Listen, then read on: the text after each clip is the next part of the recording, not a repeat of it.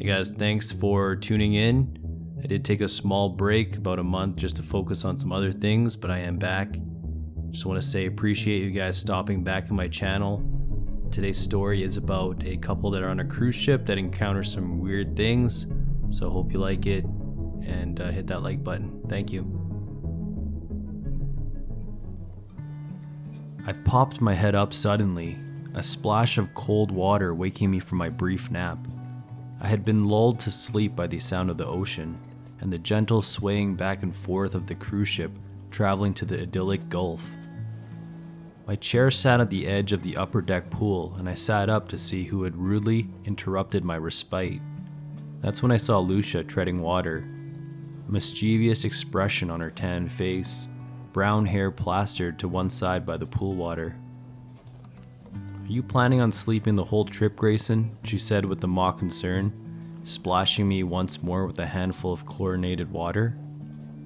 "Babe, we were up until 1 a.m. last night," I groaned, silently cursing whoever thought to put 24-hour bars on board this godforsaken boat. She was right, of course. This trip had been my idea. I had just managed to make a nearly $5 million sale back in Medina, which perfectly coincided with a 3-year anniversary. Lucia never much liked the ocean, but she knew I had always wanted to take a cruise, so we just couldn't pass up this chance. She spent so much of her time in nursing school that we rarely had a chance to just relax together. I shouldn't squander it by sleeping. "All right, I'm up," I said, stretching as I stood, feeling a concerning number of vertebrae jump to new positions in my back. I sunk into the pool, letting the lukewarm water wash over me. I couldn't remember the last time I'd even taken a nap, I thought ruefully. Between renovations, tours, and closing, I was on the run every day of the week, all day long. I felt a drop of water hit my nose and turned to see if it was Lucia was screwing around with me again. To my surprise, she was doing laps, oblivious to me. I glanced upwards and saw a front of unfriendly-looking gray clouds pushing forward. The rain started slowly but began to pick up as the wind rose. Lucia and I got out of the pool when the lifeguard whistled, bringing an end to our aquatic frolicking. "Seems funny, doesn't it?" Lucia said with a smirk. "The rain?" I asked, slow on the uptake. "No, I mean closing a pool because of the rain," she chuckled. "I mean, it's all water, isn't it?" I smiled, happy to see she was unbothered by the sudden change of plans. They were probably more worried about lightning than anything else, but I didn't feel the need to correct her. We were here to escape our worries, not to bicker over something so inconsequential. Off to the side of the pool, I could see few travelers discussing something in hushed voices as they leaned over the railing. A crew member came over to join them, becoming equally transfixed by whatever they saw. I tried to stand on my toes to catch a glimpse of whatever had them focused, but felt Lucia tugging on my arm backwards towards the lower decks. I tried to shake the unease that showed on the faces of other travelers out of my mind. As we walked down the tight corridors to get back to our cabin, a sudden loud noise made Lucia jump in fright as the hallway echoed. Oscar, man overboard." The automated voice shrieked through the PA systems overhead. Lucia and I shared a grim look. To think someone fell off the ship, especially as the seas turned so choppy with the storm. Then again, the possibility that he jumped, or worse, nagged at the back of my mind. Before either of us could get a word out, a new voice came over the intercom. "Attention passengers, please return to your cabins immediately and lock your doors. The Azure Quest will be stopping temporarily to assist the Coast Guard search," the nervous-sounding voice said. Please remain calm. Just go back to your cabins and lock the doors." We briskly marched to our cabin, 143 at the lowest exterior deck of the ship. "What is going on? Why did he say to lock the doors?" Lucia asked in a shrill whisper. "It's just a standard man overboard procedure, so they can keep a head count of the passengers," I said, improvising a nearly believable lie on the spot. I hadn't the foggiest idea why the hell they would ask that, but I was not going to find out the hard way.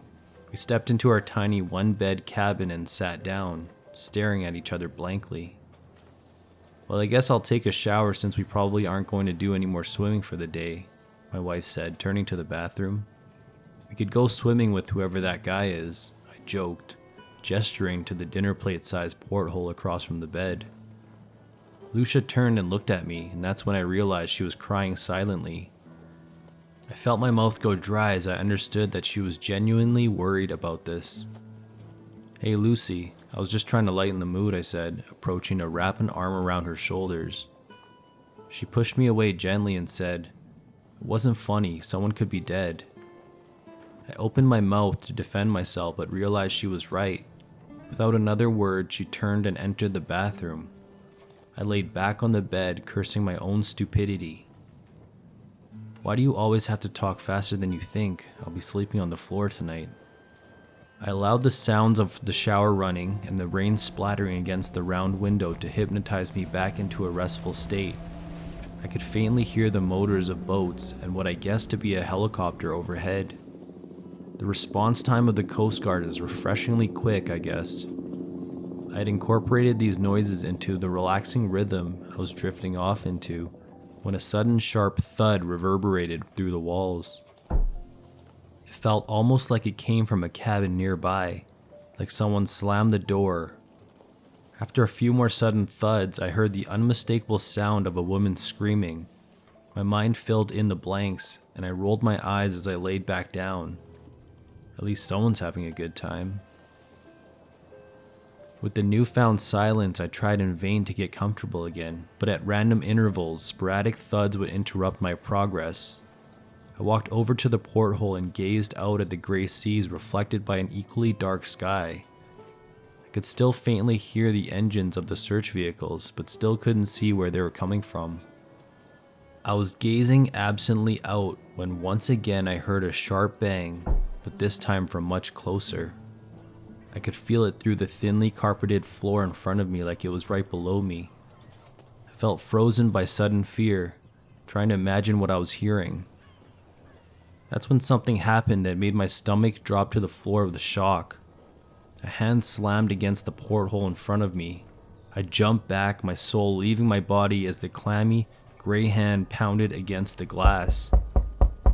I could hear Lucia, dripping wet, emerging to see what the commotion was before yelling in abject horror at the sight before us. The hellish, dead-looking arm tightened its hand into a fist and began striking the pane of laminated glass. We backed away slowly, pressing our bodies against the cabin door, shrinking as small as we could. I could hear Lucia frantically praying a litany in a hushed whisper. I just stared in shocked silence. The fist was bloodied now, the index finger hanging at an obscene angle, knuckles cracking with each punch. Then with an explosion of rain and ice-cold wind, the arm shattered through the glass, bright red blood spurting out of fresh wounds along the skin. Then in a deft, almost rehearsed-looking move, it placed the palm on the edge of the porthole and climbed up as though it was a rock wall. I could vaguely make out the body as it slithered past against the window. It looked to be a well-dressed man, covered in bruises and cuts, the suit hanging off in tatters. As it placed an ashen, nearly toeless foot through the porthole, I could hear loud banging and more distressed shouts coming from above our cabin.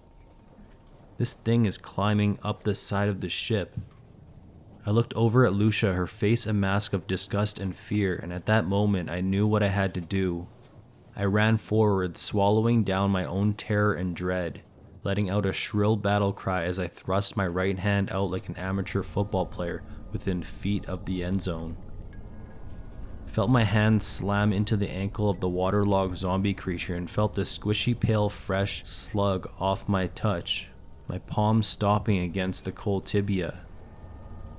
I almost passed out from the sheer horror, but before I did, I saw the bedraggled, gory body tumble off the side of the ship, landing with a splash in the seas below. I sat down, nursing my arm which had been severely scratched by broken shards. Lucia ran over and began using her towel to mop up my bloodied forearm. I started to thank her when a new sound once again interrupted. This time it was the unmistakable sound of a high-caliber gun firing. A few bursts of machine gun fire tore through the storm, accompanied by the chopping of rotor blades. They were shooting into the water and probably fired a few hundred tracer rounds.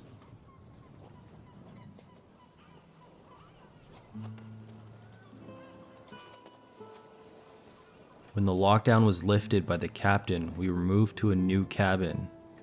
I didn't explain why the glass had been shattered, and strangely enough, the crew didn't seem to mind.